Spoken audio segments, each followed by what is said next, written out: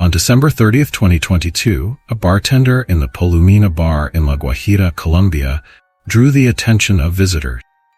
Although he had a long beard and wore a cap that partially covered his face, everyone immediately recognized him as the man whose pictures had been seen everywhere recently. This bartender appeared completely calm and hardly looked like a dangerous criminal. The police had been searching for this man for 3 months, reviewing hours of video footage and receiving numerous tips from witnesses. The search spanned 2,234 kilometers, or 150 hours of driving time, covering 15 cities, and witness statements were gathered from Ecuador, Spain, and Mexico. There were 28 interrogations, and about 10 people had contributed to the capture of the man. After all this effort, the police could not believe that they had finally found and would soon arrest the murderer of young Maria Belén. Would they succeed in catching and imprisoning the feared criminal, or would he escape again, leaving the crime unsolved? Maria Belén Bernal was born on March 14, 1988, in Quito, Ecuador. From a young age, she was passionate about law and known for always fighting for the justice of others. This passion led her to study law at the Central University, and as an excellent and curious student, she soon earned her master's in criminal procedure at Simon Bolivar University and her master's in oral procedures at Western California Law School. Parallel to her studies, Maria served as an administrative assistant at the General Prosecutor's Office. Besides her studies and work, she had a young son named Isaac, whose upbringing was solely helped by her mother, Elizabeth. Throughout this time, Maria also cared for her grandmother, who had cancer. All this showed Maria as an incredibly strong and determined girl. Her neighbors described her as a very kind and generous woman, who often provided them with free legal advice, earning much respect. In 2017, Maria Belén married Police Lieutenant Herman Casares. The newlyweds moved with Isaac to the Kangawa area in the south of Quito to live there. At her new location, Maria joined the Grow criminal defense firm, where she and 5 other women handled cases of abuse, gender-based violence, police defense, and child support. Maria lived literally to help people affected by abuse, even setting up a TikTok account to encourage people to report abuse cases. In one of her videos, the young woman recounted a case where she was a victim of a paternal relative and reminded her followers that abuse should not be ignored. Moreover, Maria advocated for feminism, posting a picture of herself on Facebook with the caption, "I was born to be free, not to be murdered." In 2021, when Maria was only 33 years old, she worked on the most high-profile case of her career, representing the family of Alejandro, name redacted, a man who died after being run over by a Metropolitan Transportation Authority officer in Quito. Maria proved that the police officers were responsible for the accident, winning the case and earning the respect of many of her colleagues. Unfortunately, she also made enemies. In mid-2022, Maria made a public statement in one of her TikTok videos, naming 2 police officers she believed threatened her life and health. Just a few months later, something terrible happened. The young woman disappeared on September 11, 2022. Maria Belén went to the General Alberto Enriquez Gallo Police School, located north of Quito, arriving at 12:45 a.m. in her red car. Although the visit schedule was not open, she was allowed to enter by identifying herself as the lieutenant's wife. After checking in, she drove to the building housing the officer's dormitory, taking only 5 minutes. She parked and went to her husband's room, hoping he would be alone, as they had an important conversation to have. When she entered and stood before her husband, she immediately noticed something that deeply shocked her. A visible mark on his neck, undoubtedly from another woman, indicating Herman was cheating. Fierce argument ensued between the two, with long-lasting screams and blows heard by everyone around them. One of the cadets nearby became suspicious and decided to report everything to the police chief, but received a sharp response to stay out of the couple's fight. Eventually, it became quiet, and everyone thought the argument was over. However, Maria's departure from the building was not registered, and no one heard from her again, not even the cadets present at the scene. On Monday, September 13th, Herman went to the National Police Directorate for the investigation of deaths, disappearances, kidnappings, and extortions to report his wife's disappearance, as no one in the family had heard from her in 2 days. General Alan Luna, head of the police logistics department, took over the case and asked Herman to leave, assuring him that everything would be done to find the missing woman. The next day, investigators made an unexpected visit to Herman, asking for permission to search his room, which angered him greatly, and he refused. However, he soon agreed to cooperate and appeared at the prosecutor's office to describe the day he last saw his wife. Herman Casares stated that after a tense argument, they got into Maria's car together, but on the way home, they argued again, and she got out on Simon Bolivar Avenue to take a taxi. At the end of his statement, Herman arrogantly declared that he hoped the police would believe his wife had disappeared. Herman finished his statement at 2:40 p.m. and did not leave the police station until 2:45 a.m. Police officers had no reason to detain him, but they sensed something was wrong. They checked his statements and placed Casares under surveillance, only releasing him afterward. Immediately afterward, Herman met his parents and sister outside the prosecutor's office, got on his BMW motorcycle, and disappeared into the night.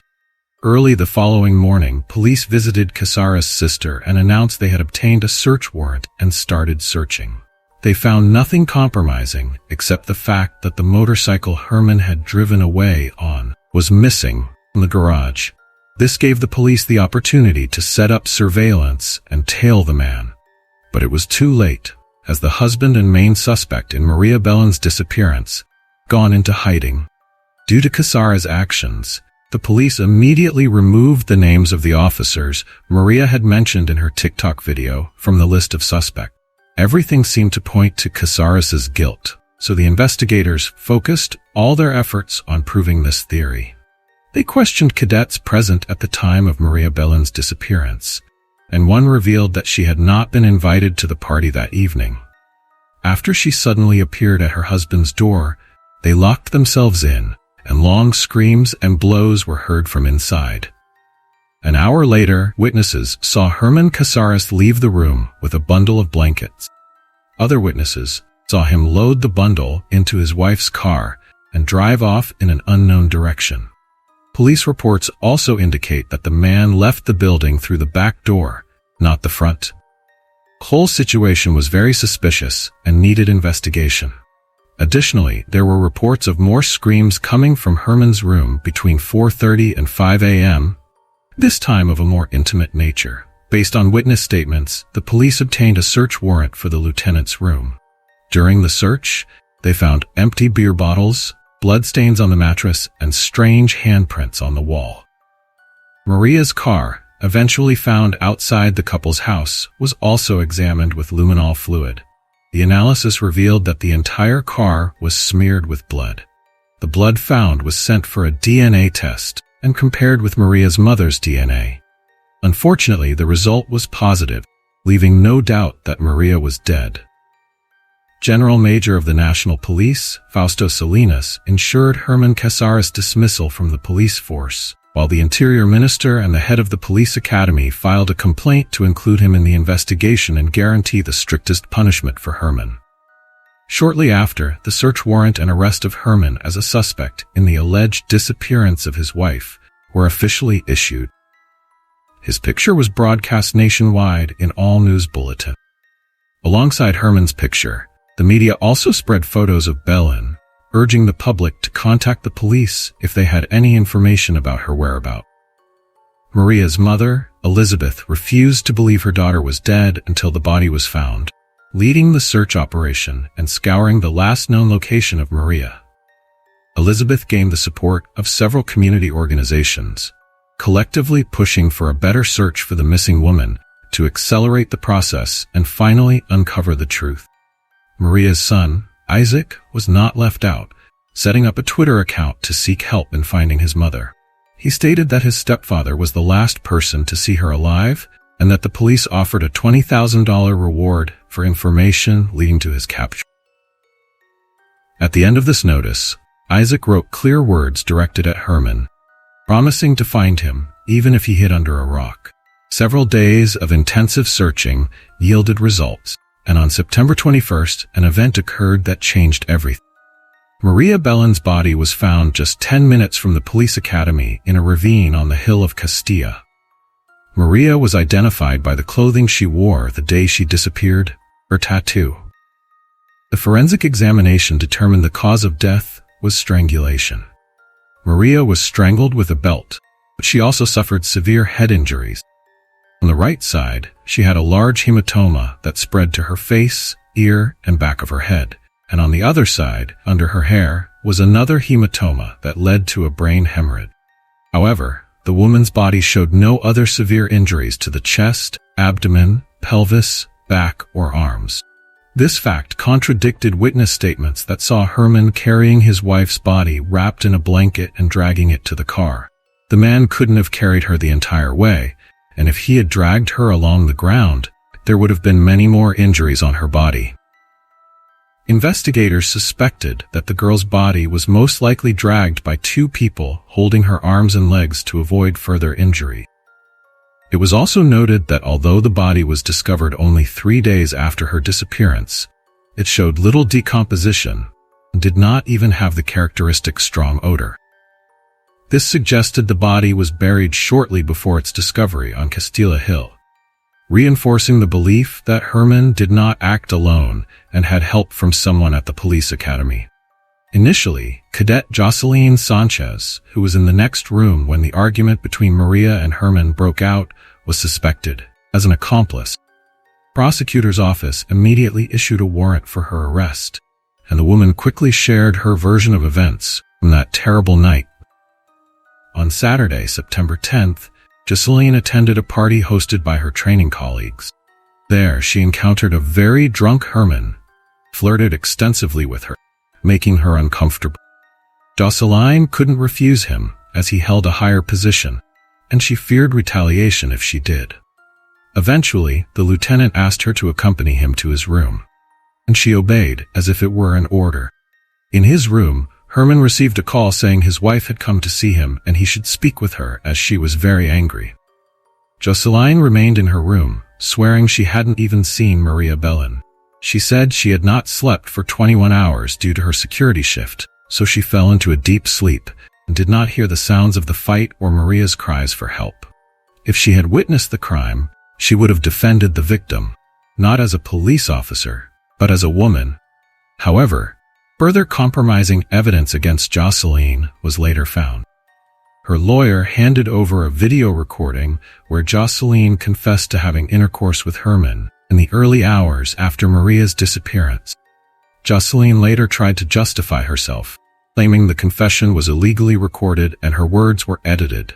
She also filed a complaint against her lawyer, demanding his disbarment for breaching confidentiality.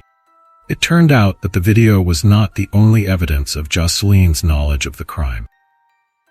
Her friend provided their WhatsApp correspondence to the police, in which Jocelyn mentioned the argument between Herman and Maria. A few days after this conversation and Maria's body's discovery, Jocelyn asked her friend to delete the messages. Through witness testimonies and evidence collection, prosecutor's office gathered at least 35 pieces of substantial evidence linking Jocelyn to Maria Belén's disappearance, enabling charges of complicity. The case resonated strongly with the public. Police officers were the main suspect. Soon after information about Jocelyn's arrest was released, the media and many community organizations publicly accused the police academy institutions of crime. Upon learning of Maria's body's discovery, her mother turned directly to the country's president, Guillermo Lasso, via a Twitter account, seeking justice for Maria. In her appeal, Elizabeth emphasized that the perpetrators were police academy members and that the main suspect was still at large. Dozens of civil society organizations, including feminist groups, held demonstrations nationwide, calling the Ecuadorian National Police to account. The public saw the murder as a state crime, committed in a police facility by on-duty officers. Maria's funeral took place on Thursday, September 22nd. She was buried at Mount Olive in Coma Santa. Simultaneously, a public assembly was held at the Central University of Ecuador Theater in Quito, where concerned people advocated for justice for the victim. Government authorities responded to the allegations, claiming Herman's act was an isolated incident that tarnished the institution's reputation. Interior Minister Patricio Carrillo made a sharp statement on a TV show, expressing regret over the crime and believing it was a common crime committed by an ordinary person. This statement caused great public outrage, shaking the foundations of the government system. General Freddy Goes, National Director of Criminal Police Investigations, and General Giovanni Panza, National Director of Civil Security and Public Order, were suspended. It is unclear why these generals were suspended, but it seems the president wanted to defuse the situation this way. President Guillermo Lasso also publicly announced that he had given police Major Fausto Llenas a week to produce final results in capturing Lieutenant Casares, and demanded Patricio Carrillo's resignation for his controversial comment. Lasso also apologized publicly, saying that as the Republic's president, he should not have allowed such an atrocious crime, especially not in an institution meant to train police officers to protect citizens. Furthermore, he ordered intensified efforts to apprehend the perpetrator. While Herman remained at large, public distrust in the police grew daily. Just as it seemed the man had escaped punishment, he was spotted by witnesses in Tulcan, a border town in northern Ecuador, near the Rumichaca Bridge connecting the country with Colombia. There, the man waited for several hours at the foot of a mountain, waiting for others to cross the border. On September 15th, Herman was caught on surveillance cameras entering the West Tunnel at Vio Medellín Santa Fe in Antioch, traveling without luggage and alone.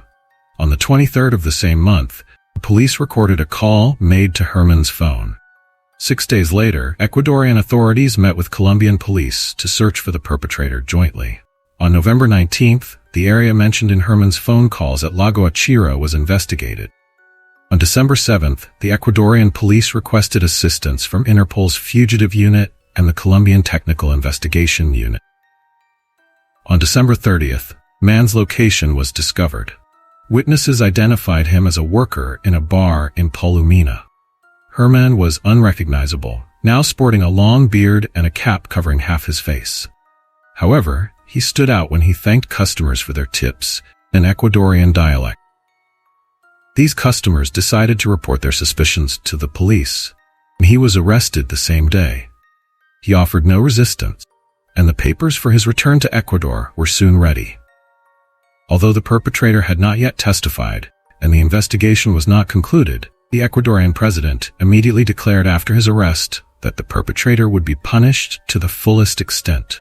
As expected, Herman did not deny his guilt and was soon taken to the high-security prison La Roque in Lago Achira, where he detailed the crime. On the night of September 11th, Herman was under the influence of alcohol when he received more than 10 calls from his wife. When he finally answered, he heard Maria speaking angrily, upset about his condition, and said she would soon visit him for a serious conversation. When Maria entered the room, she immediately noticed the marks on Herman's neck and directly asked if he had cheated on her. Herman did not hide it, even cheerfully admitting to cheating on her for 5 years. Soon, the couple started shouting at each other, and at some point, Herman began hitting Maria.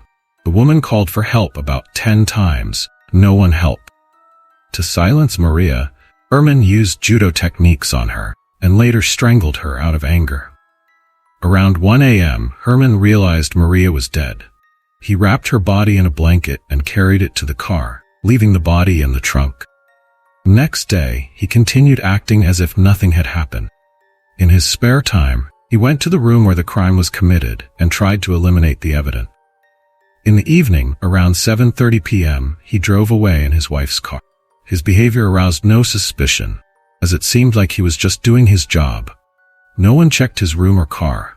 He went to Casitawa Hill, dug a hole, and buried the body. Herman claimed he acted alone, without anyone's help.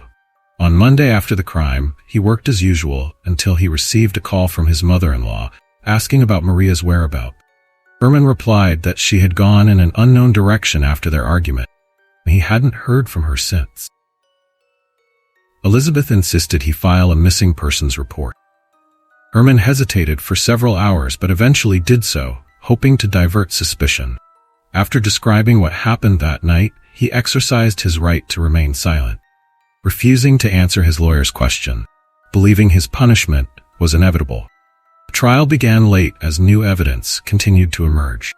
Maria Belén's phone recording was discovered, capturing her screams and cries for help, stating she was being killed.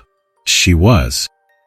This recording was kept secret and also influenced Jocelyne's conviction, proving she was not present at the scene during the crime.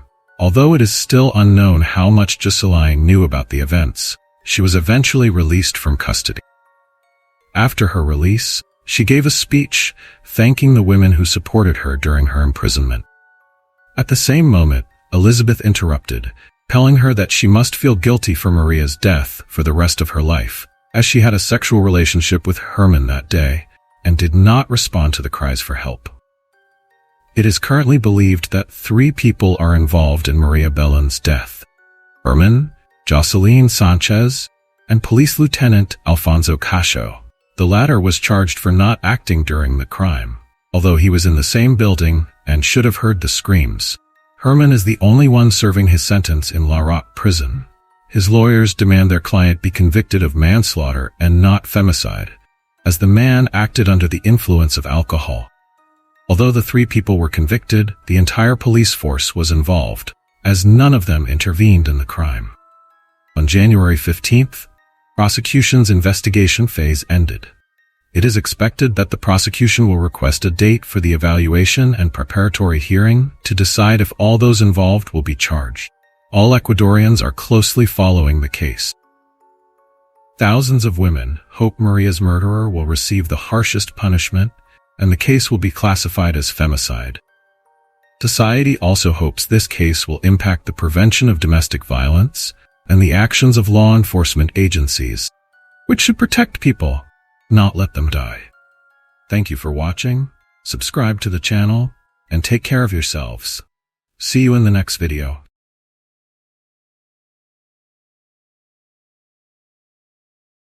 A 9-year-old elementary school girl disappeared in her hometown of Sano in Niigata Prefecture, Japan.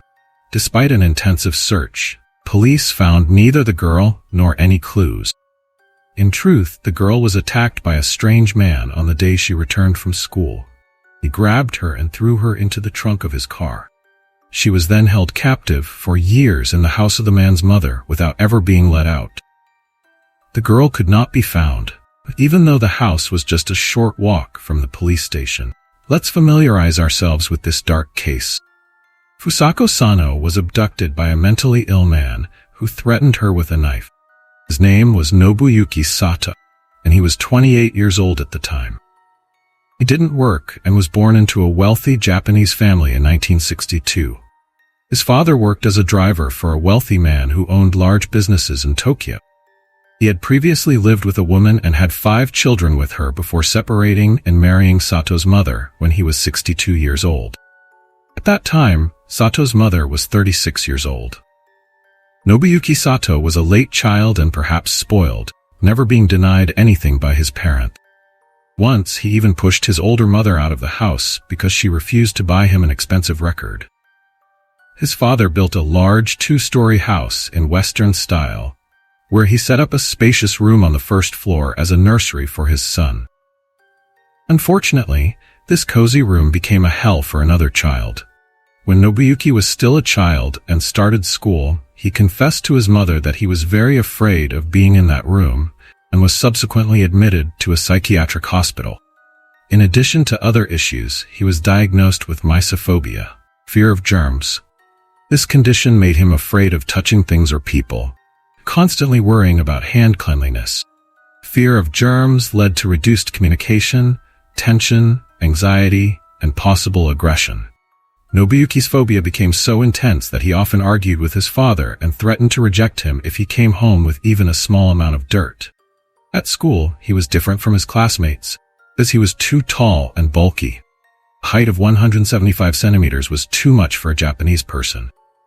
Nobuyuki often squatted, earning the nickname Kama from his classmates, gradually withdrawing from society and his peers, ignoring girls, and taking out his anger, dissatisfaction, and frustrations on his family. After school, Nobuyuki worked in a car parts factory but often got into trouble due to his character and communication problem. He once urinated publicly and returned home without reaching his shift because he got tangled in a spiderweb. Eventually, he gave up his job entirely and never left his room on the first floor, not even letting his mother in. At the age of 19, a significant incident occurred when Nobuyuki argued with his mother and declared he would leave the house forever. Before leaving, he set the Buddhist altar in the house on fire. The fire became a massive blaze that was difficult to extinguish. Nobuyuki underwent another psychiatric evaluation, revealing severe aggressive-compulsive behavior, aggressiveness, and misogyny, which means hatred and rejection of women. After about a month of intensive treatment and observation, he was released. Afterward, he spent most of his time betting on horse races. One day, he told his mother he had decided to become independent and wanted to build more rooms in the house. No one objected, and Nobuyuki started expanding his old nursery with a new room for himself. But then his enthusiasm waned, and the construction remained unfinished. In 1989, Nobuyuki was arrested for the first time. He had previously observed 4 little girls on their way home from school and followed them. The girls were 9 years old, and one caught his eye. He rushed at her, grabbed her, and carried her to the parking lot to his car. However, the girl's friends witnessed the incident and called for help from students and a school office worker, who managed to hold Nobuyuki until the police arrived. He was arrested for attempted indecent assault. 2 months later, his father died, likely out of shame for what his son had done. In September of the same year, a trial was held, and Sato was sentenced to 1 year on probation. The court decided that the likelihood of reoffending was low and placed him under his mother's care during probation. Unfortunately, nothing good came of this. During the probation period, Nobuyuki took his mother's car and went for a drive. On November 13, 1990, he drove around the city for a few hours and saw a little girl walking by the road around 5 p.m. It was Fusako Sano. Nobuyuki later said the girl was so cute he wanted to keep her. She was alone, with no one around, and the abduction was spontaneous and quick. Nobuyuki parked the car in front of the girl, got out, waved a knife, and approached her. As he neared, he said, "Behave and don't say a word." Fusako was so scared that she couldn't move, allowing Nobuyuki to easily pick her up and throw her into the car's trunk. He drove for a while before stopping by the roadside, where he got out, opened the trunk, eyed the girl's hands with tape, and blindfolded her. He then closed the trunk and drove to his house, arriving around 6:30 p.m. To avoid his mother noticing how he brought his captive into the house, Nobuyuki decided to go through the unfinished annex. He then returned to the house as if nothing unusual had happened. Nobuyuki went to the first floor and entered the old nursery. He removed the girl's blindfold and said, "You don't want to be killed like all the other kidnapped girls, do you? You will never leave this room and will live here forever. You break this promise, I will no longer need you. I will bury you in the mountains or sink you in the sea." From then on, her captivity would last for years. When Fusako didn't return home that evening and night, her mother went to the police, pleading for her daughter's return. A search group of police officers and 200 volunteer school children searched for her and questioned the population about the girl's whereabouts. They searched everywhere, from empty houses to shipped containers, and even used helicopters. Volunteers hung 20,000 missing posters, but no clues were ever found. Nobuyuki, who had housed his captive in his mother's home, constantly threatened her, often brandished a knife around her, and stabbed her dozens of times. Initially, Nobuyuki tied the girl so tightly she couldn't move and kept her on the bed. He then knocked her out when she screamed and cried, threatening to kill her if she tried to escape. Later, he began using a taser for discipline. For a year, the girl's limbs were so tightly bound that they lost sensitivity over time, making her unable to move them. When leaving the room, Nobuyuki blindfolded his captive so she couldn't orient herself, or tied her up completely, throwing her on the bed and covering her with a blanket. After about a year or two, he became even more brutal. Fusako often had to bite on the blanket to avoid screaming in pain. Nobuyuki not only beat and tasered her, but also practiced professional wrestling technique. It is reported that during her entire captivity, Nobuyuki hit his captive around 700 times with moderate force and over 300 times with significant force. Fusako was often unable to get up again, and some blows struck her eyes, causing temporary vision loss. Constant pain led her to develop a habit of self-tasering as a coping mechanism, resulting in a dissociative disorder where she detached from her pain sensation. At the beginning of her captivity, she was very scared, but over time, she gave up and accepted her fate. It should be noted that she was an ordinary 9-year-old girl when Nobuyuki abducted her. Another important detail is that the media never mentioned any sexual abuse. Nobuyuki used her as an object for fulfilling refined fantasies, treating her like a talking doll or pet, fed her, washed her, talked about comics or horse races, and forgot about her for a while. Nobuyuki dressed his captive in his shabby clothes and initially fed her 3 times a day with food he either bought or his mother cooked, who lived downstairs. Later, Nobuyuki became suspicious, fearing Fusako might have diabetes due to a large, long-lasting bruise on her leg, likely caused by him. He decided there was too much sugar in his house and began restricting the girl's diet, beating her only once a day. As a result, the girl lost weight from 46 kilograms to 38 kilograms, feeling very weak and spending most of her time lying down. On the first floor of the house, there was no toilet, and Nobuyuki, who was obsessed with cleanliness, gave her a towel and plastic bags, which he then sealed and threw into the hallway. He was ashamed of the hallway and forbade Fusako from going out there if she wanted to. He rarely washed the girl in a bowl. Her nails and hair were unevenly cut by him. Nobuyuki sometimes allowed her to watch TV, listen to the radio, or read. Talked to her, considered her his friend, and even loved her in his own way, as he later said in court. He also gave her everything she needed to develop normally. Soon, she began to follow his orders very well, and he thought he would like to live with her forever. They could talk about horse racing and cars on an equal footing. Nobuyuki genuinely liked her and thought she was a girl his age and could never let her go. The door to the room where the captive lived was never locked, but the girl did not dare to take a single step outside, first because she was too afraid, and then because she lost all willpower and energy to even try. During her entire captivity, she did not communicate with the outside world except through television and radio. She did not develop mentally beyond her 9-year-old self. Later, it was found that her intelligence was very low compared to her peers. Nobuyuki's mother never went to the first floor, but she did not know that someone was living in her son's room. The absence of the mother's fingerprints in Nobuyuki's room confirmed this later. She was very afraid of her son, meaning the elderly woman feared Nobuyuki's outbursts of aggression and tried to work more and spend more time outside the house.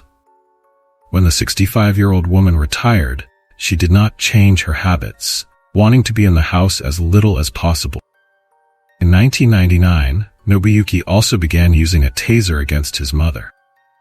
He not only beat her with his fists and feet, but also tied her up, only released her to go to the toilet. On January 12, 2000, the woman decided to call the medical center to report her son's madness and get psychological help. But she was only advised to bring her son there. On January 19th, the mother called the center again and requested a visit to her home. Her pleas were heard, and several health workers went to the address. On January 28th, Nobuyuki was at home when he heard that the health workers wanted to take him to the center for a mental health examination, and he resisted. To calm him down, he had to be restrained and sedated. Police were called, and during the commotion, movement was detected under a pile of blankets on the bed. When the blankets were removed, the police and medical staff found a thin, sickly, pale, frightened girl with short, unevenly cut hair. When asked who the girl was, Nobuyuki's mother said, "I don't know," and added that she had never seen her before. The girl was told that Nobuyuki would be traveling for a long time, and she was asked about her intentions. She replied that she would stay here. When asked where her home was, the girl briefly replied, "Maybe here." Nobuyuki Sato was then admitted to a psychiatric clinic, while Fusako was taken to the hospital and persuaded to reveal her identity, find her family. Although the girl said she might not have a home anymore, police were shocked to learn that she was a 9-year-old girl who had been missing for almost a decade. Fusako Sano said she was kidnapped near a school by a man who took her to a house and kept her there. In all the years she spent there, she never once crossed the threshold of her room, and today, after 9 years of captivity, she went outside for the first time. After a medical examination, it was found that Fusako was relatively healthy, although, given the circumstances, very weak and thin due to lack of food and exercise. The girl could hardly walk as her leg muscles were severely atrophied. Additionally, Fusako was severely dehydrated, and due to a complete lack of sunlight, her skin was very pale. Although she had the body of a skinny 19-year-old, she was mentally like a child. She was also diagnosed with a rather severe post-traumatic stress disorder. After the police spoke with Fusako's mother, the girl was finally reunited with her family after nearly 10 years. Her own mother did not initially recognize her daughter, having last seen her at the age of 9. Nobuyuki Sato, who was 37 years old at the time, was immediately admitted to a hospital and classified as mentally unstable on the same day. Within a month, he went from being a suspect to a criminal, and finally, on February 11, 2000, he was officially arrested. His mother was heavily criticized at the time of his arrest, but the elderly woman explained that she knew nothing about what was happening in her son's room. She was forbidden from going upstairs under threat of beatings. Moreover, she had approached the police, who did not want to listen to her, and the medical staff of the maternity clinic was persuaded to come to them at home. This woman did not seem like an accomplice. Fusako also confirmed that she had never seen her kidnapper's mother, although she knew she lived somewhere downstairs. After the girl was rescued, the public condemned the authorities because Nobuyuki had previously tried to kidnap another girl in the same way. He was simply released, and his name mysteriously disappeared from the list of criminals. Sato was never considered a suspect in the girl's disappearance, even though he fit all the parameters and was in the same area. When Fusako Sano was rescued, police chief of the prefecture, named Kojika Fair, did not even appear at the police station to inquire about the case. It turned out he had spent the night in a casino.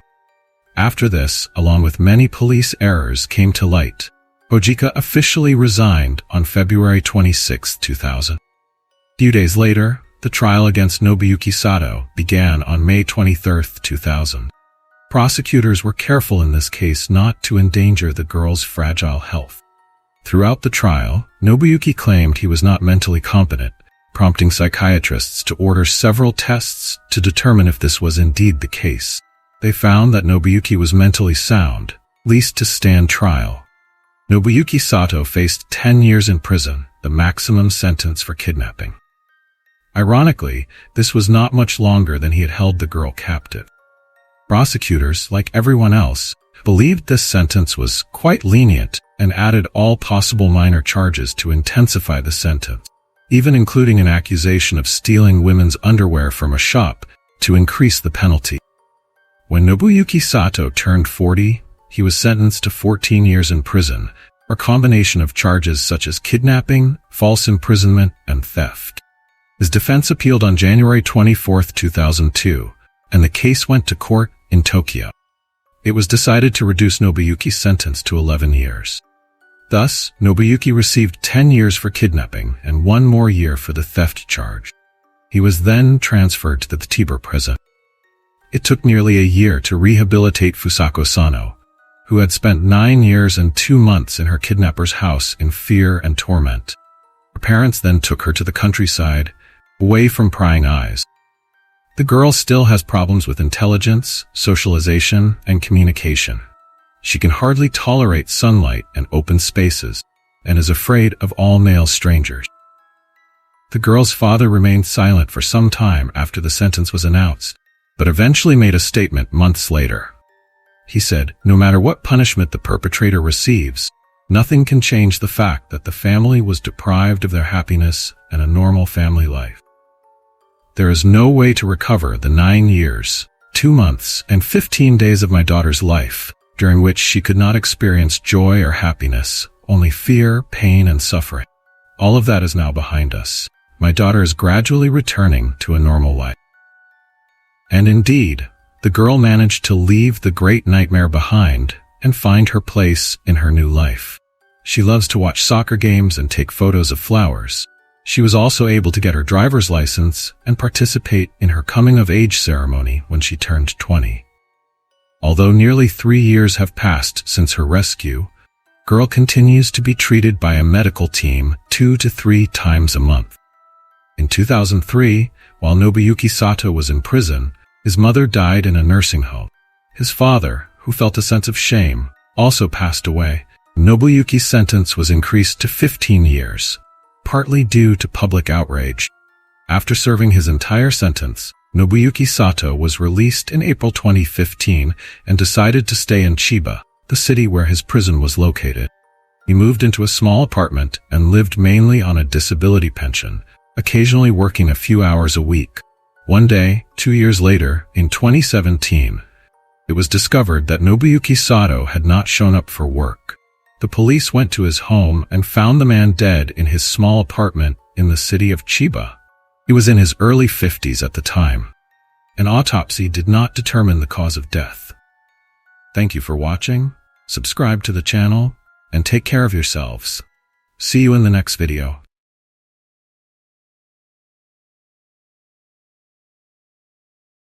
Perhaps everyone has made mistakes in their youth. When a person grows up, they become aware of these mistakes and change their behavior. However, the main character of this story did not get this chance, at least not immediately. It took decades before he was given this opportunity. On December 4, 1998, Michael Polity was at home in the small town of Hopewell, Missouri, USA. His mother, Rita, was working at a local bar at the time. During her shift, her son was home alone. He got bored and decided to go to the nearest store with the driver. It was a supermarket where he often met his friends. The teenager arrived there and met his 15-year-old friend, George Susi. The student invited his friend to visit him, and the friend agreed. He even decided to spend the night at Michael's and chose his friend's room for this purpose. They played chess and video games while waiting for his mother to return from work. Michael noticed the headlights blinking near the driveway and realized that she had finally come home from work. The teenager vividly remembered that evening, greeted his mother, and she sent the boys to bed. The next thing the high school student could remember was waking up hours later, just before morning, in his room. He was lying on his bed and saw a strange haze seeping through the gap under the door. Something glistened outside. Immediately, he smelled an unpleasant odor he did not recognize but would remember for the rest of his life. It was the smell of fire and death. His friend, who was sleeping on the floor next to Michael's bed, woke up and looked at him anxiously. Michael immediately started calling his mother by name, not understanding what was happening, but no one answered. The tension rose and the children began to panic. When the school children left Michael's room and went to their mother's room, they were literally paralyzed with fear. George and Michael saw human legs with blood sticking to them, and the upper part of the body was burning. Rita was burning from the waist up. The son immediately ran to get water to put out the fire. Called his mother's name, hoping she would answer, but it was too late. At that moment, George ran to the neighbors for help, as the teenagers did not have cell phones. At 6:30 a.m., emergency services arrived. Firefighters started putting out the fire. After the fire was extinguished, teenager called his sister Crystal to deliver the shocking news. When the police arrived at the scene, they found the boy sitting on the bed in shock, refused to stand up, and could not communicate. The terrifying image and the smell of burning flesh were forever etched in his memory. The police officers immediately began to investigate the crime scene. It was obvious that the deceased had suffered a head injury. She had been hit on the head with a blunt object, before being set on fire. The fire chief also examined the body and the scene, immediately concluding that the fire had been started with gasoline or a fire starter. The medical examiners thoroughly examined everything, but did not find a murder weapon at the scene. The police immediately suspected that the son had committed the murder and distrusted the teenager. The woman's body was severely burned, and the remains were officially identified only in the forensic lab. The identity of the deceased was confirmed to be Rita Polite. Although he was a schoolboy, he saw cruelty and malice in this murder. True hatred directed against a woman. At the time, Rita was only 40 years old and left behind 2 adult daughters, Crystal and Melanie, who were both in their 20s. The whole family grew up in the town of Hopewell, Missouri, USA, where people were not afraid to leave their property and vehicles on the street. It seemed like a true paradise, untouched by the cruelty and malice of the outside world. Unfortunately, bloody crimes also occur in such places. The local community was shocked by the events, and many people wanted to help find the criminal, which was not in Michael's interest. The environment was so friendly and the crime rate so low that most locals did not even lock their house doors at night. This also applied to the police. Rita left the door open without thinking of the danger, which could explain the lack of signs of forced entry. However, it seemed that the police did not consider other possible suspects and focused all their attention on Michael. Michael's parents met and later married. His father's name was Edward, and his mother's name was Rita. Crystal and Melanie were the firstborn. The girls remembered well how abusive their father was. Their mother loved this man sincerely, but he constantly cheated on her and later began to use moral and physical violence against her. Despite her feelings, Rita could not tolerate such behavior any longer and turned to the police. The family's children repeatedly witnessed conflicts and violence from their father. This subsequently led to behavioral problems in the teenagers, which were most pronounced in Michael. Matt believed that the child's behavior was due to his father's aggression. About a year before the tragedy, the family's relationships deteriorated further. During this time, Michael once saw Edward attacking Rita. He threw his wife to the ground with several blows and then began to strangle her. Michael and his sisters feared for Rita's life at that moment. The children managed to distract the man, and the mother escaped the deadly grip. Naturally, the marriage was doomed from that moment. She began to fear for her life and health seriously. In the summer of 1998, after more than 2 decades of relationship, Rita filed for divorce. Edward wanted to share custody with his ex-wife, but the children did not want to stay with their father. However, Rita did not make the situation or their relationship worse in the divorce filing. She pointed out her husband's infidelity, but did not mention his cruelty and violence against her for years. For this reason, the court decided to split custody between both parents, and the children were now forced to visit their hated father. Michael and George were taken from the scene of the tragedy to the sheriff's office. Although the teenagers were obviously not prepared to deal with the police, the investigators got straight to the point. Already on the way to the police station, a patrol car driver noticed Michael's strange remarks and his lack of emotion. Although his mother's body had not yet been identified, Michael spoke of her in the past tense. Michael was even sure that it was his mother's body, as there was no one else in the house. Despite the fact that the boy might have been in shock and did not know what he was saying, police strengthened their suspicion of his involvement in the tragedy. At the station, Michael was subjected to a voice stress analysis, also known as a voice stress test.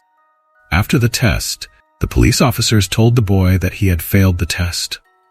However, this could also have been due to the child's severe emotional state after seeing his mother's body. Moreover, voice stress tests are controversial, and their results are not definitive and are generally not recognized in court. Additionally, Michael's shoes were taken away. Specially trained dogs found traces of flammable substances on Michael's shoes, which the fire chief assumed were used to set Rita's body on fire after the murder. The perpetrator obviously tried to cover his tracks this way. After being questioned as one of the witnesses to the incident, the investigators immediately turned on Michael and tried to accuse him of murder. However, the teenager and his friend maintained that they had no idea what had happened. They were interrogated without the presence of lawyers. According to the teenagers, they stayed in Michael's room the whole time and did not come out. They were sleeping and did not even hear what was happening. The son of the deceased insisted that he had spent several hours in his bed and only came out when smoke rose in the morning. The teenagers woke up when they smelled the fire and saw the flames through the cracks under the door. However, the police did not believe the teenagers, and the interrogations continued with increased intensity. Both boys were taken into custody. George's mother arrived at the station and supported him as best she could. Michael's father, on the other hand, ignored the need to support his son and did not come to the station. The next day, his sister Crystal, with whom he was very close, arrived. On the second day, Josh gave a statement in front of the camera in the presence of his mother and several investigators. The 15-year-old high school student said he did not know exactly what had happened.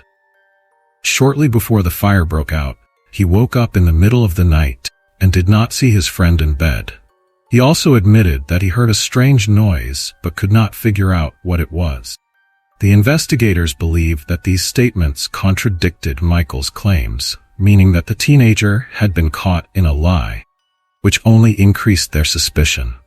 George's statement essentially confirmed the investigators' suspicion that Michael was involved in the murder of his mother. On December 7, 1998, the main suspect, 14-year-old Michael, was arrested on charges of murdering his mother. For the teenager and everyone who knew him, this was a real shock. Michael believed from the beginning that it was a misunderstanding and was sure that he would be declared innocent and released. Therefore, he continued to insist on his words. Although there was no evidence against the boy, this was not enough to change the police officers' minds. The student explained that he would never harm his mother, whom he loved very much, despite all the difficulties and conflicts in their relationship lately. The teenager hoped for comprehensive support. The uncle and aunt, who lived in the neighborhood of the Polite family, indeed supported the boy, as did his sisters. They all believed that the teenager could not have murdered his mother, and that to find the culprit, they should look at the deceased's ex-husband, Edward. Unfortunately, the man had already been excluded from the list of suspects, as he had an alibi. However, there were many witnesses who knew about the problems in the relationship between Michael and his mother. After the divorce, the family went through a difficult time. Financial problems took a toll on the mother and children, and the teenager's difficult transition period added fuel to the fire. Another reason for the police's suspicion was the teenager's character. His behavior was far from exemplary. Michael was in the 7th grade and constantly skipped classes. The teachers believed that he might repeat the year due to behavioral and performance problems. Only 10 months before the tragic event, Michael began to show behavioral issues. Witnesses were found who heard him threaten Rita. These events led to the troubled teenager being taken to a psychiatric clinic to determine the cause of the problems. However, the doctors found nothing and attributed everything to puberty and the stress of his parents' divorce. Later, Michael claimed that threatening his own mother was the biggest mistake of his life. Unfortunately, he was no longer able to apologize and make amends for what he had said. Many troubled teenagers behave similarly, but not all take the wrong path. Michael was not a criminal, did not hang out with bad company, or get into trouble to be considered a suspect. Nevertheless, the police were 100% sure the teenager was guilty, despite his denials and the assurances of all his relatives. Several years passed while Michael awaited a hearing. During all this time, he was imprisoned and considered particularly dangerous, so he could not be released on bail. Shortly before the trial began, the prosecutor offered him a deal to plead guilty to manslaughter. In this case, he could have received a maximum sentence of up to 15 years in prison. However, the teenager refused. Michael continued to insist that he was innocent and should not go to prison for a crime committed by someone else. In his opinion, his father Edward was the only person who could have been so cruel to his mother. However, his words were not taken into account. In January 2002, Michael appeared in court. By this time, he was 17 years old. Prosecution presented the evidence collected during the investigation. First, it was about the shoes on which traces of flammable substances were found, used to set the body on fire. Analyses and tests showed that gasoline had been used. The prosecution insisted that the young man was inclined to arson. Several witnesses had seen him playing with fire for fun and destroying various things. A friend of the accused confirmed that they had used gasoline to set weeds on the railroad tracks on fire just a few hours before Rita returned from work. During the investigation of the crime scene, a canister was found containing some of the flammable substance. The defense attorney argued that the gasoline might have gotten on Michael's shoes while playing with fire, but this did not mean he was involved in setting the house on fire. The defendant did not kill his mother or set her body on fire. From the prosecutor, the jury learned about Michael's behavioral problems and his possible mental illness, which were never confirmed during the interrogation. Nevertheless, his threats against his own mother shortly before her death were considered important evidence of his involvement in the murder. The young man's confidence that he could avoid a prison sentence was crumbling before his eyes. The prosecutor also claimed that Michael had attempted suicide about a month after his imprisonment. It was believed that this was due to the guilt he felt for the massacre of a loved one. One of his cellmates claimed to have heard the accused's confession. However, this juvenile offender was never summoned to confirm his statements. Michael's defense continued to insist on his presumption of innocence. When it was the defense's turn, the young man refused to testify in court, as he could not handle the excitement and keep himself together. This could seriously harm him, as the jurors believed he really had something to hide from them. One of the main pieces of evidence for the prosecution was a video of Josh's statement recorded 3 years earlier. Strangely, the young man himself was not even invited to participate in the trial. Michael's defense was uncertain from the beginning. It seemed that the attorney did not have enough information about his client or did not believe in the student's innocence. The defense relied on the lack of direct evidence from the prosecution, and this was indeed the case. No murder weapon or other serious evidence had been found. Furthermore, no blood or other traces indicating a struggle were found on the accused's clothing. The teenager also did not have any injuries that could indicate a fight with the victim. Prosecution interpreted this as a sign of a sudden attack from behind, which Rita simply had no time to react to. The trial lasted for several days. Then the jurors left the court to deliberate on the verdict. They could not decide for a long time, as the case was highly controversial. It was very difficult to reach a unanimous opinion. The jury found Mike guilty of second-degree murder. However, since he refused to cooperate with the prosecution, the young man received the maximum possible sentence, life imprisonment. Mike was shocked by this development. He accused the court of unjustly convicting him and saw himself as a victim. Nevertheless, he was forced to serve his sentence in a Missouri prison. Of course, no one listened to him anymore. This highly publicized case attracted the attention of several human rights activists who were convinced of Michael's innocence. Unfortunately, teenagers' appeals were rejected, and gradually, the human rights activists lost interest in the case. It is worth noting, the state correctional system is considered extremely harsh. From the first days of his imprisonment, Michael faced the harsh reality of local prisons, which are among the strictest and most dangerous in the United States. According to the young man's confession, he had a fight with his cellmates on the very first day. Moreover, they tried to rape him. He did not feel safe but realized he had to adapt. Otherwise, he would not survive to file an appeal and live outside. The young man was determined to get through this period of his life and continued to insist that he was convicted due to a mistake. He was far removed from prison customs, but quickly concluded that he had to act tougher and rougher and get tattoos like the other inmates. The young man simply wanted to protect his life. Michael repeatedly asked his father for help, but Edward never did anything to assist his son. Only after 10 years of imprisonment did the situation improve. During this time, Michael turned to the human rights organization INAC, which advocates for the rights of wrongfully convicted individuals. The young man's appeal immediately caught the attention of several lawyers who carefully analyzed the case materials. The experts identified several obvious flaws in the work of the investigative authorities and the prosecution. The human rights defenders were convinced that all the controversial statements the young man made after his mother's death were due to his unstable psyche and the shock of what he had witnessed. Furthermore, it was clear that he was still a child at that time. His mother's skull was literally shattered, and a 14-year-old teenager simply did not have the physical capabilities to inflict such an injury on an adult. It also seemed suspicious that Michael's friend Josh could have missed the sounds of the struggle, which meant it simply did not happen.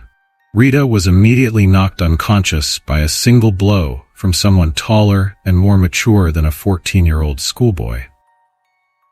Even the fire chief's belief that the body had been set on fire with gasoline was questioned, as the fire had already been extinguished by the time the rescue team arrived, and the alleged fuel had burned out completely.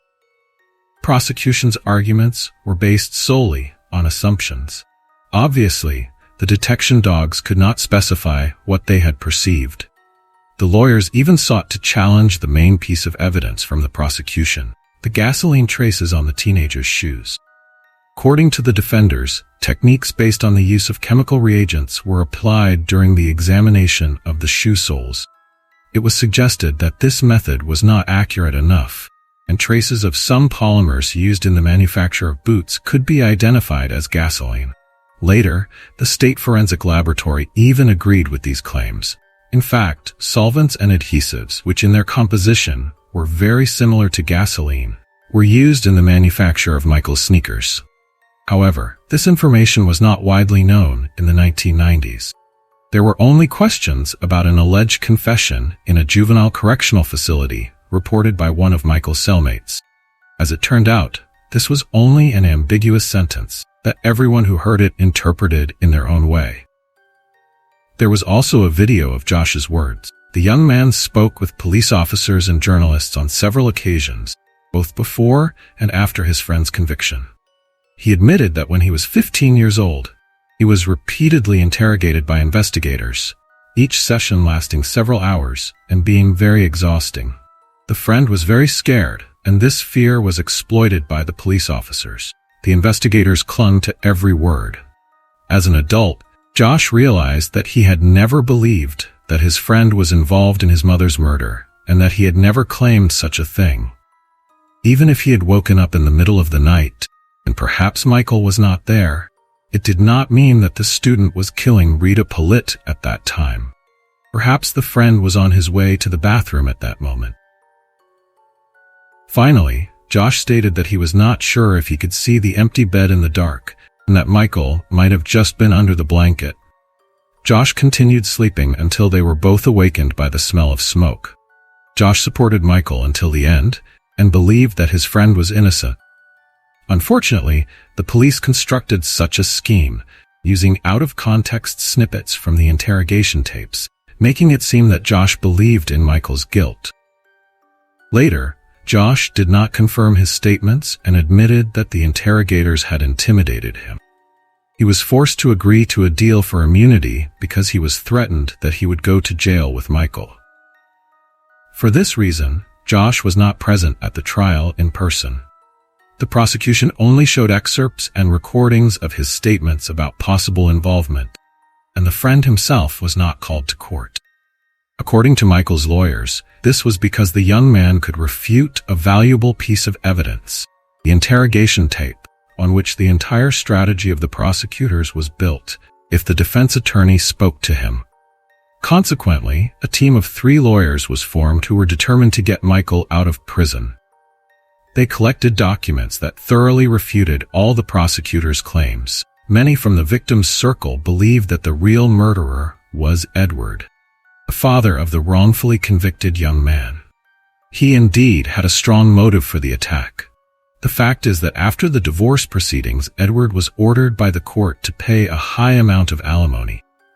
The ex-wife managed to get him to give up half of his income. Many people confirmed his bad character and abuse of his wife.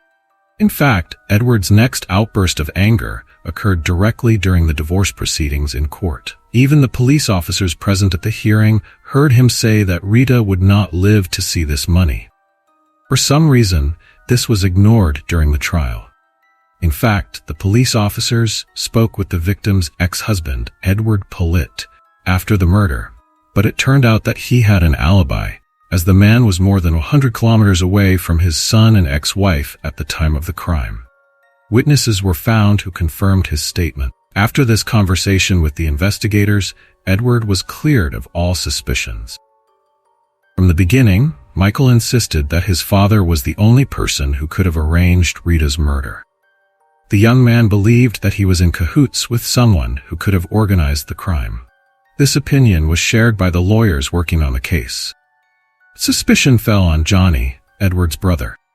Neighbors and the man's wife were questioned. It was discovered that he returned home around 6 a.m. on the day of the murder after being somewhere all night. He never provided a convincing explanation of what had happened during that time.